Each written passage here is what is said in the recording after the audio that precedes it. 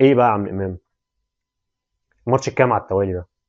تجيب جون احسن لاعب، تجيب جون احسن، وبعدين يعني انا شايف عاشور بمستوى، رغم ان انا شايف ان هو لسه عنده تاني هيقدمه، بس امام عاشور بمستوى احسن نص ملعب في مصر، بل هو احسن لاعب في مصر حاليا في الاستمراريه.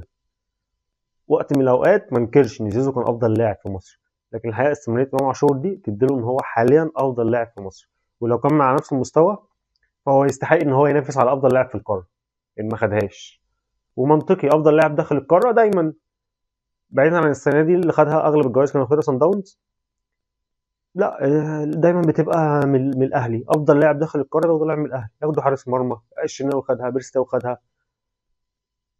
وهكذا. فتمام منطقي ان هو ينافس على الكلام ده.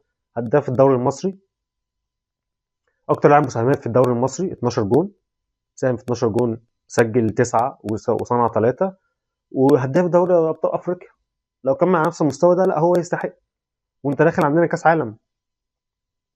انا بس مشكلتي الوحيده معاه ان امام عاشور لما بتكون الفرقه مش متقدمه، امام عاشور بيبقى شايف ان هو عينه على الجون بس، الكره اللي بتجيله هو هيشوط، حتى لو في قرار افضل ان هو يباصي. النهارده عملها لحسين الشحات، كره جات له من محمد عبد الله، ورغم ان هو كان ممكن تتشاط، عملها احمد رضا، راح مباصيها لحسين الشحات، امام عاشور، الجون اللي بعديه. فعادي، هي دي الكوره سهله. لكن انت بتتزنق في وقت بتبقى مصمم ان انت رايح على الجون، مش لازم كل الكور تبقى رايحه على الجون. انت عملتها النهارده اهي، وخدت احسن لاعب، كسبانين اربعه وانت خدت احسن لاعب برضه المره ال 23 على التوالي، انا مش عارف الكام في مصر يعني.